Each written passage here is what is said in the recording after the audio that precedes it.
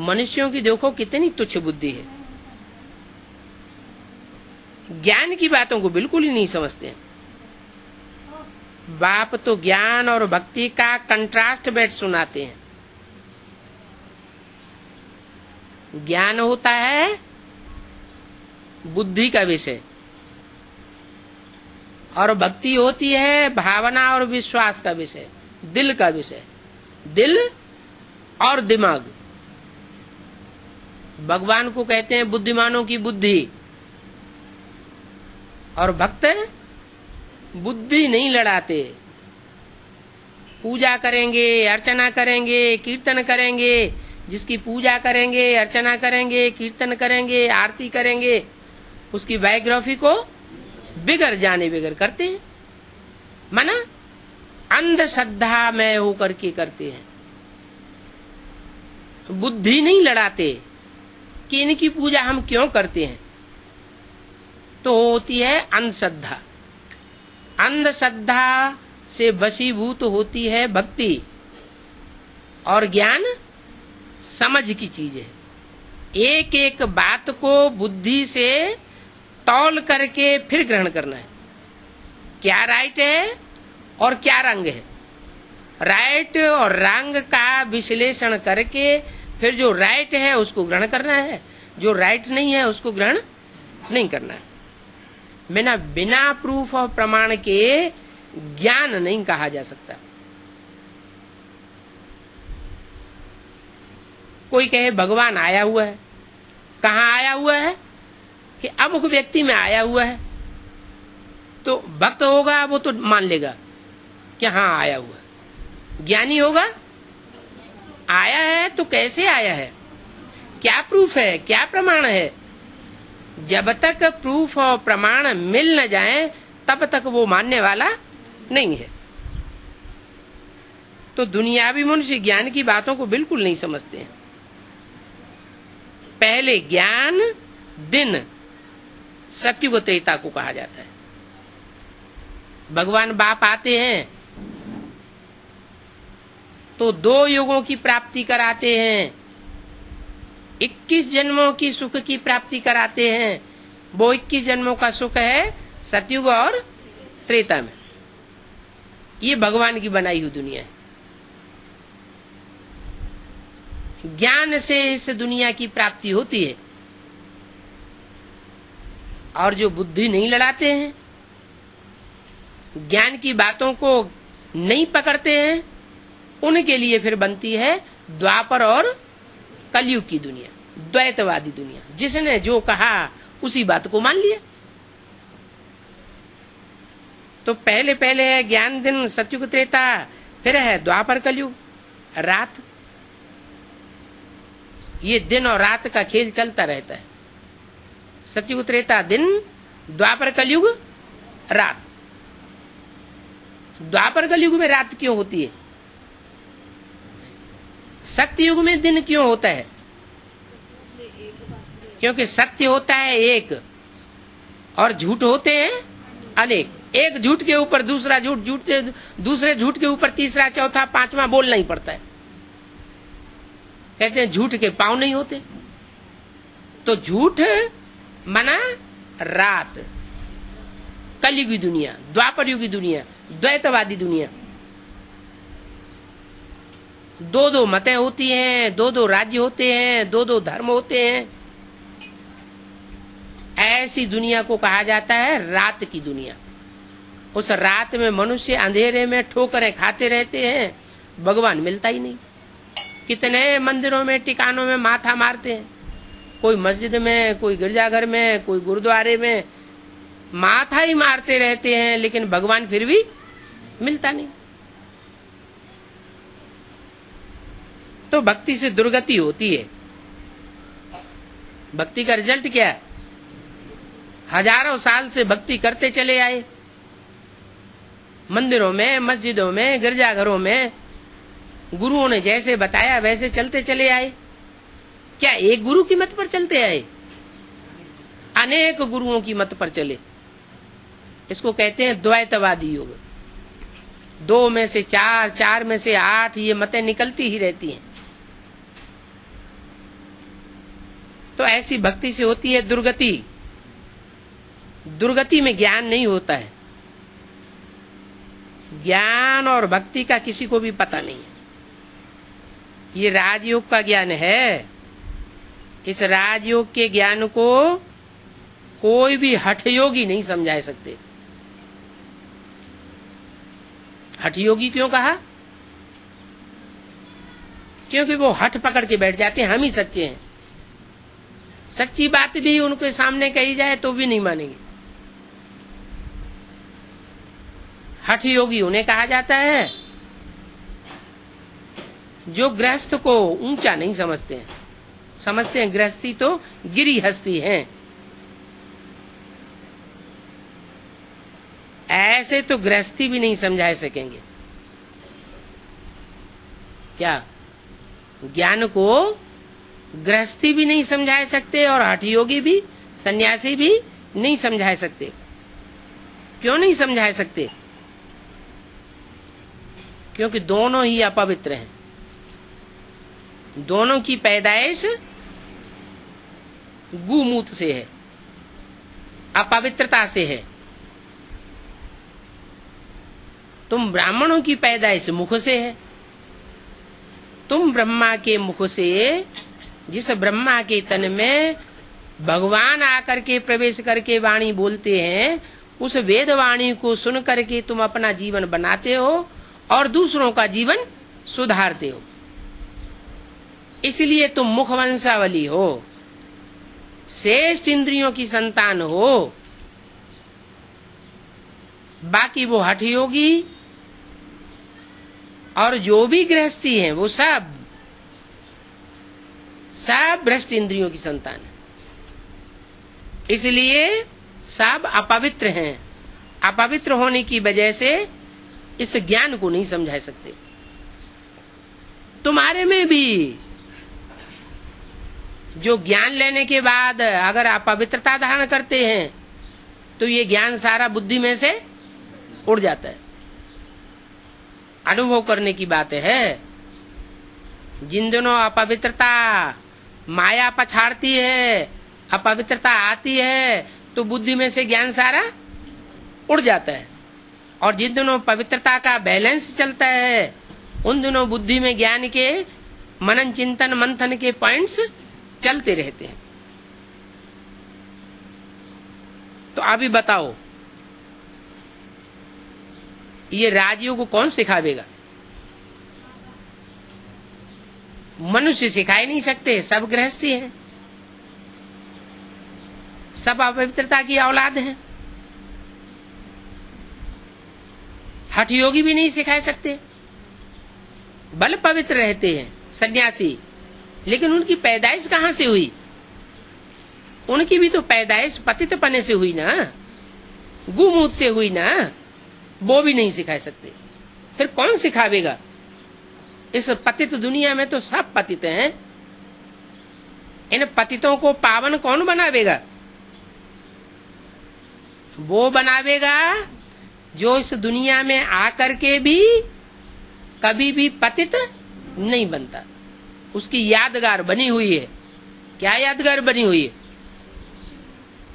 शिव का जो मंदिर है वो जलाधारी स्त्री रूप की यादगार है, और उसमें वो लिंग रूप में बैठा हुआ भी है। इतना संग का रंग है, फिर भी उसकी पूजा होती है। पूजा पवित्र की होती है, अपवित्र की होती है?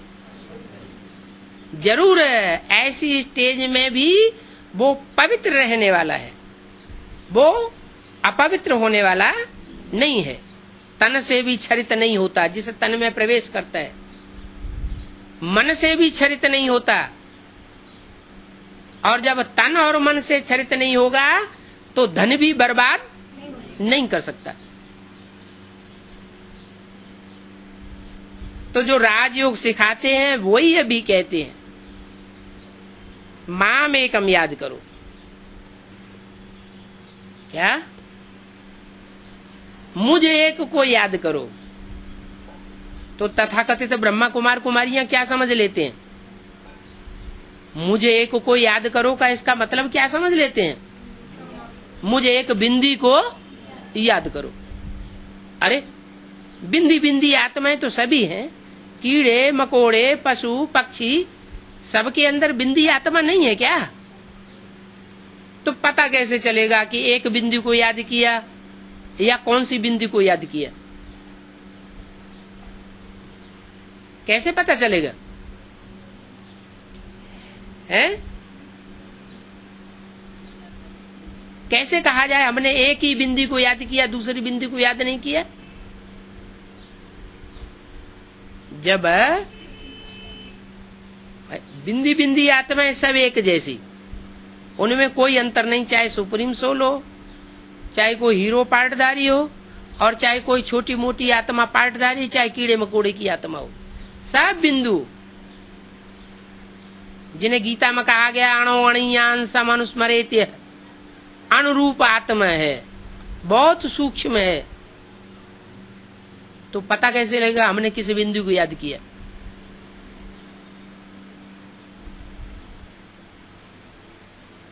वो पता तब ही लग सकता है जब ज्ञान की दृष्टि से हम उस शरीरधारी को पहचाने जिसमें वो सुप्रीम सोल प्रवेश करके वो एक्ट करता है। ऐसा शरीरधारी वो एक ही है जिसका नाम है शिव शंकर भोलेनाथ।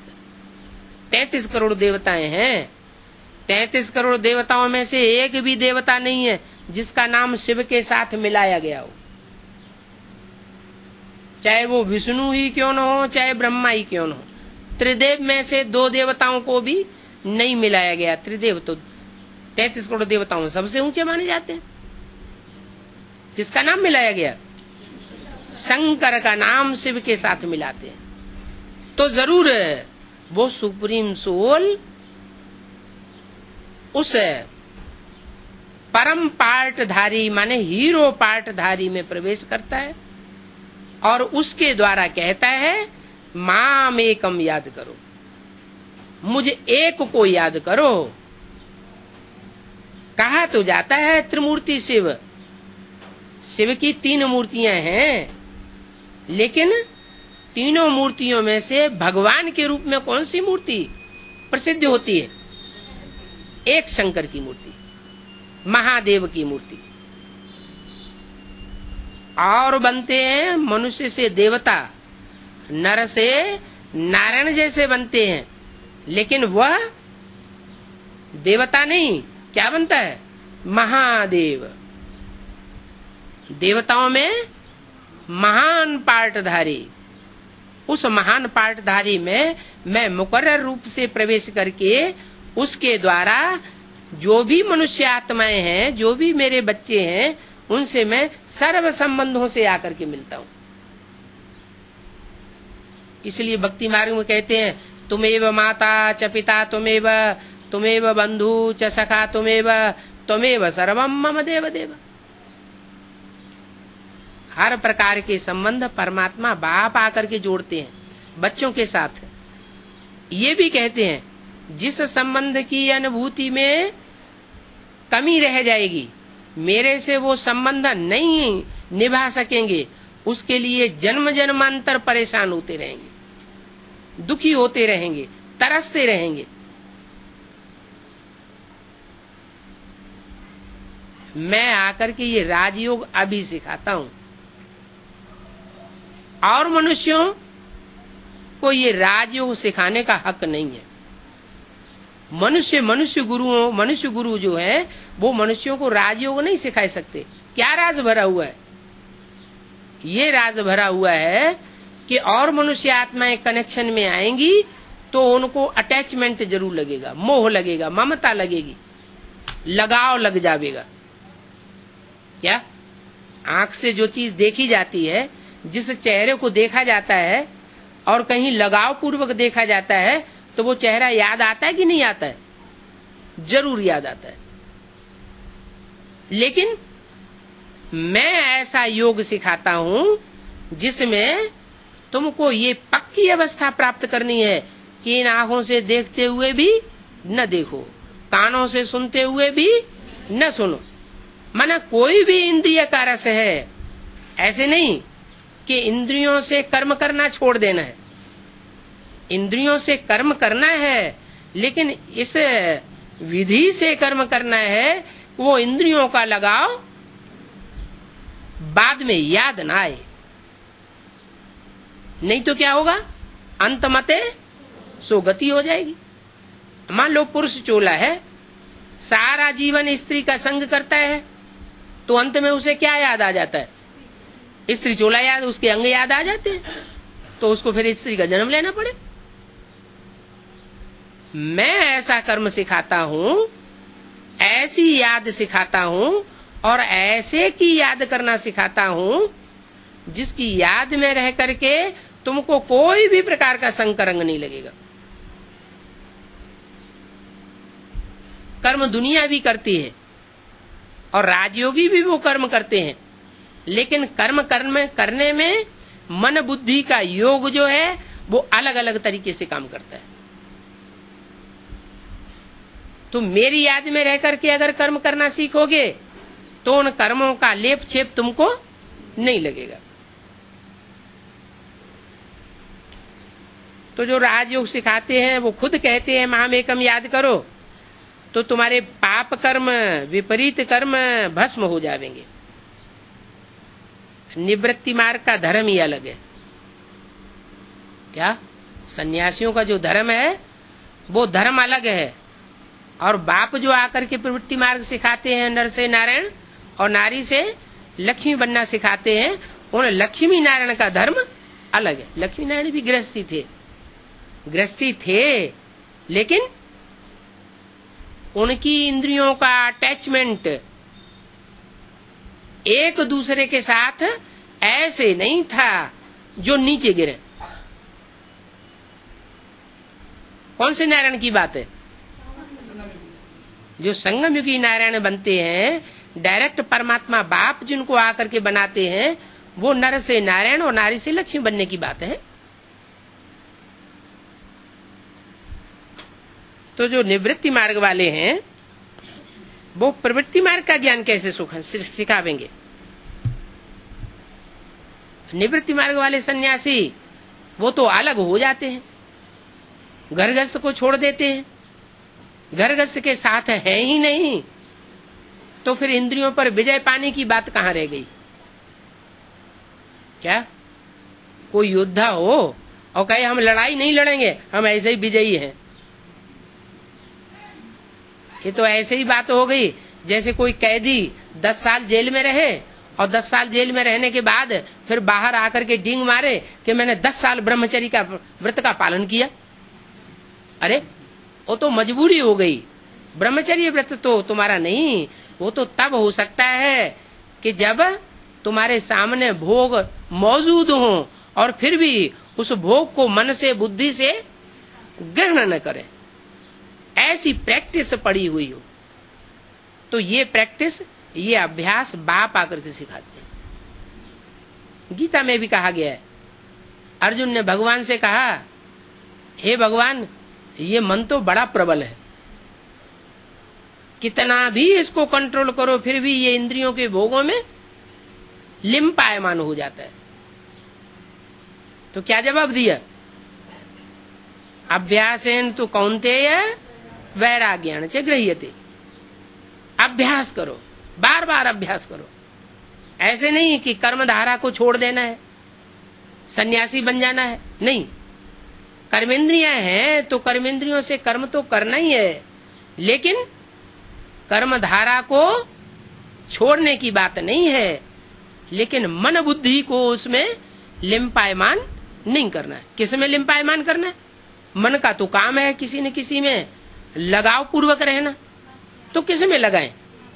ऐसे की याद में लगाएं जो कभी भी किसी में उलझ के नहीं रहता है। भगवान बाप सुप्रीम सोल शिव जब इस सृष्टि पर आते हैं तो सब आत्माओं के साथ उनका कनेक्शन है। जो भी मनुष्य आत्माएं हैं सब आकर के उनसे प्राप्ति करती हैं, लेकिन किसी के साथ उनका लगाव नहीं होता।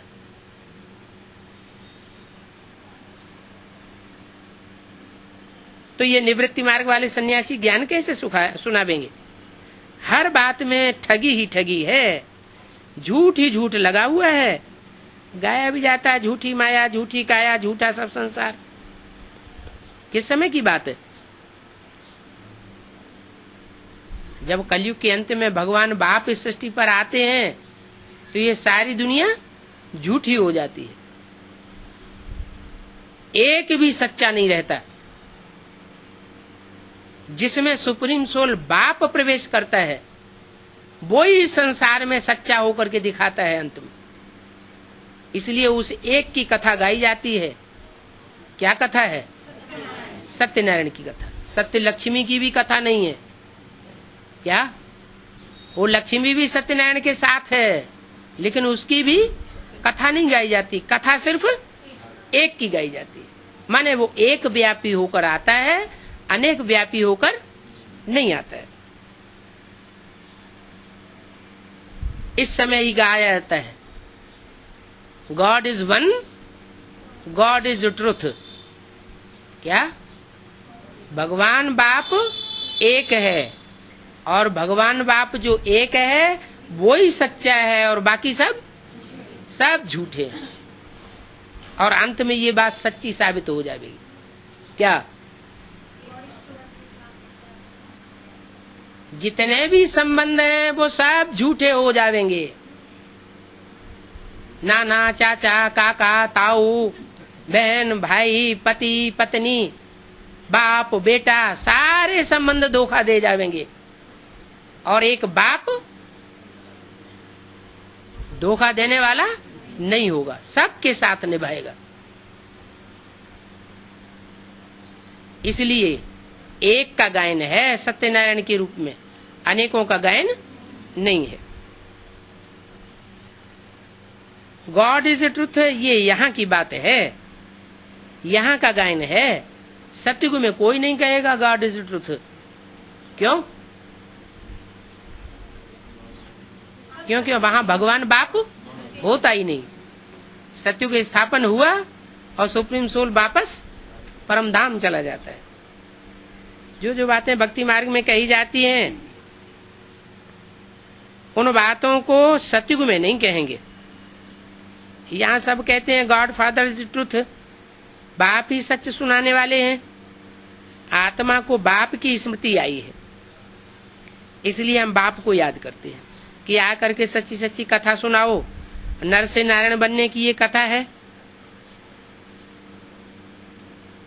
वो कथाएं तो सुनाते हैं पंडित लोग, घर घर में जाकर के सच्ची कथा सुनाते हैं कि ये सच्ची सत्यनारायण की कथा है। लेकिन जब चौपड़ी खोलते हैं सुनाते हैं तो किसकी कथा सुनाते हैं? लीलावती, कलावती, लकड़हारा की कथा सुनाते हैं। और असली कथा सत्यनारायण की क्या है वो बताते ही नहीं। इसका मतलब सत्यनारायण की कथा उनके पास नहीं है। वो सच्ची सत्यनारायण की कथा खुद भगवान ही आकर के सुनाता है। सत्यनारायण बनने वाले चोले के द्वारा सुनाता है, और एक जन्म की कथा नहीं सुनाता है उसकी। कितने जन्मों की कथा सुनाता है?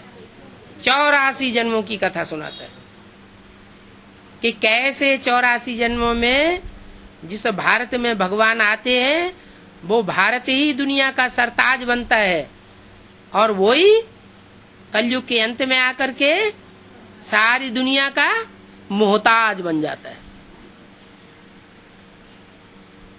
एक एक का मुंह ताकना पड़ता है उसे।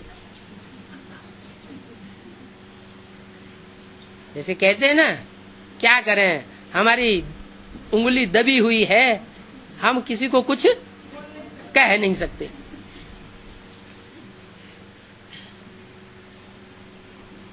तो ये सत्यनारायण की कथा मैं तुमको सुनाता हूं। सुबह का अमीर और शाम का फकीर। आगे तो तुम ये सब झूठी कथाएं सुनते थे, अभी तुम सच्ची कथा सुनते हो।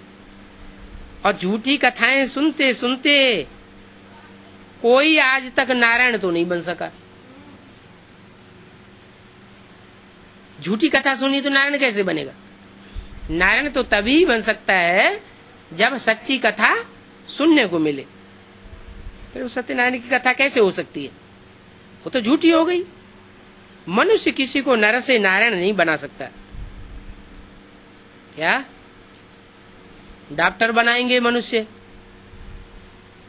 मास्टर बनाएंगे, वकील बनाएंगे, इंजीनियर बनाएंगे, बड़े से बड़ा वैज्ञानिक बनाएंगे, लेकिन नर से मनुष्य से देवता, नर से नारायण कोई नहीं बना सकता। ये कॉलेज, ये यूनिवर्सिटी भगवान बाप ही आकर के खोलते हैं। कैसी? जिसमें मनुष्य को देवता बनने की पढ़ाई पढ़ाते हैं। बाप ही आकर स्वर्ग का मालिक बनाते हैं। मनुष्य जो पढ़ाई पढ़ाते हैं, जो भी स्कूल कॉलेज खोलते हैं, उसमें क्या बनाते हैं? भगवान तो आकर के राजयोग सिखा करके राजा बनाते हैं, देवताओं का भी राजा बनाते हैं। और मनुष्य क्या बनाते हैं? चाहे इंजीनियर बने, चाहे डॉक्टर बने, चाहे मास्टर बने, वो क्या कहे जावेंगे? नौकर कहे जावेंगे या राजा कहे जावेंगे? वो सब क्या हुए? वो सब नौकर हो गए। वो दास दासी बनना सिखाते हैं, और मैं आकर तुमको राजाओं का राजा, और वो भी एक जन्म का नहीं। हिस्ट्री में इतने जन्म जन्मांतर राजाएं हुए हैं, छोटे राजाएं हुए, बड़े राजाएं हुए। इन राजाओं को राजाई की सिफ्त किसने सिखाई? कब सिखाई? इन्होंने ये राजाई करना कहाँ से सीखा? ये ट्रेनिंग कहाँ से ली? कोई बतावे? बाप कहते हैं किसी को पता नहीं। गीता में सिर्फ गायन है। क्या? हे नर अर्जुन, तू ऐसी करनी कर कि नर से नारायण बने, और हे नारी द्रौपदी, तू ऐसी करनी कर जिससे तू नारी से नारायणी बने। वो गीता भी मनुष्यों की लिखी हुई। उस गीता को पढ़ते पढ़ते भी 2500 साल हो गए। कोई नर से नारायण और नारी से लक्ष्मी तो बना नहीं। अब मैं आकर के तुमको सच्चा गीता ज्ञान सुनाता हूं। जो भी धर्म पिताएं आए, उन्होंने आकर के कोई बाइबल नहीं सुनाई, कोई कुरान शरीफ नहीं सुनाई, कोई गुरु ग्रंथ साहब नहीं सुनाया, न लिखा। क्या? वो तो 200, 300, 400 साल के बाद लिखे जाते हैं ग्रंथ, जब उनकी संख्या बहुत बढ़ जाती है। ऐसे ही मैं भी जब इस सृष्टि पर आता हूँ, सनातन धर्म की स्थापना करता हूँ, तो जो गीता ज्ञान सुनाता हूँ वो मुख से ओरल सुनाता हूँ, लिखा हुआ नहीं सुनाता हूँ, कोई ग्रंथ नहीं बनाता हूँ, मुख से डायरेक्ट सुनाता हूँ। और जो मुख से डायरेक्ट सुनते हैं सन्मुख बैठ करके, वो ही नर से नारायण जैसे देवता बनते हैं। दूसरा कोई नर से नारायण जैसा देवता बन नहीं सकता। ऐसे नहीं कि मैं सुनाऊं और बाद में उसको टाइपराइटर में या कंप्यूटर में टाइप कर लिया जाए और वो फिर कोई बैठ करके सुने तो वो देवता बन जाएगा। नहीं, मेरे द्वारा जो पढ़ाई है वो डायरेक्ट जो सन्मुख बैठ करके सुनेंगे वो ही नर से नारायण जैसे बनेंगे। तो बाप आकर के स्वर्ग का मालिक बनाते हैं। बाप आते भी भारत में। ये क्या बात हो गई? ये तो पार्शियलिटी हो गई। क्या विदेशी लोग कहेंगे हमारे देश में क्यों नहीं आते, भारत में ही क्यों आते हैं? हैं? पुराना देश है तो, और नए को गड्ढे में खोद के गाड़ देना क्या? भारत में इसलिए आते हैं कि भारत में पवित्रता को बहुत मान दिया जाता है। यहाँ कन्याओं की जितनी सेफ्टी की जाती है, इतनी दुनिया में किसी देश में दूसरे धर्म में कन्याओं की उतनी सेफ्टी नहीं की जाती। यहाँ पवित्रता का बहुत मान है। कन्याओं की पूजा करते हैं। नौ दुर्गा पूजन होता है उन दिनों में। किसकी? सन्यासी भी किसकी पूजा करते हैं? सन्यासियों के सब पांव पूजते हैं, और सन्यासी कन्याओं की पूजा करते हैं। क्या खासियत है उनमें? क्योंकि उनमें पवित्रता का जो तेज भरा हुआ है, उस पवित्रता के तेज को सन्यासी भी नमन करते हैं।